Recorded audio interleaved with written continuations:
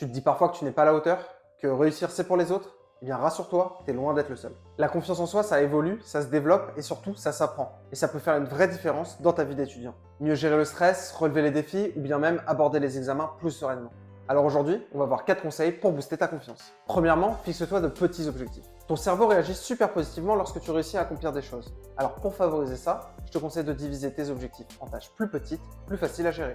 Cela te permettra d'augmenter tes chances de réussite et de donner confiance à ton cerveau grâce à cette succession de victoires. Par exemple, si tu as un projet de fin d'année à préparer, découpe-le en sous-tâches. La recherche d'informations, la planification, la rédaction, la relecture et enfin la révision finale.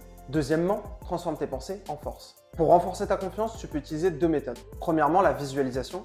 L'idée, c'est de te projeter dans une situation de réussite, par exemple en train de réussir un examen ou de passer un oral. La seconde méthode, c'est l'auto-affirmation. Elle consiste à se répéter des affirmations positives avec assurance. Je vais réussir, j'ai les compétences pour. Je peux y arriver, je l'ai déjà fait. En te répétant ces phrases positives, tu crées des bases solides qui renforcent ta confiance et te préparent mentalement. Troisièmement, ton environnement. Entoure-toi de personnes positives qui t'encouragent et te soutiennent, comme ta famille, tes amis ou même un mentor sur demain.org. Et surtout, n'oublie pas de célébrer chacune de tes victoires, même les plus petites. Le quatrième et dernier conseil concerne la motivation et la flexibilité.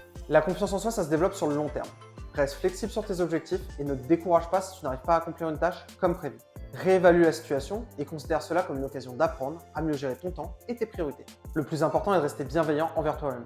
Les erreurs font partie du parcours tant que tu en tires le bon apprentissage et que tu t'ajustes pour les prochaines fois. Alors avance à ton rythme, garde confiance et rappelle-toi que chaque petit pas compte.